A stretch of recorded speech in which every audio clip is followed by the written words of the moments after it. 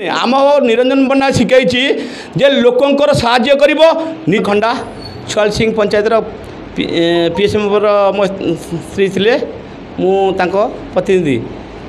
आठी जो लोक अपप्रचार कर वास्तव ना से गोष्ठी बथा ठीक ना से कहते निरंजन पट्टनायक खनि चोर ये कहते से पचारे जो मैंने या घरे गलिए मसू तले गलिए एठी गलिए आउ रोजगार करने निज पैसा खटी पारे निज स्त्री पैसा चलिए बाप पैसा चलिए निजे रोजगार कर चलतु ये बड़ दरकार नहीं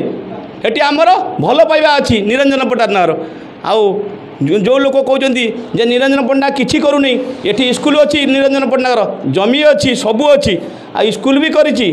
आउ जो लोग कहते आमर निरंजन पट्टनायक बल कमीगला चली पारना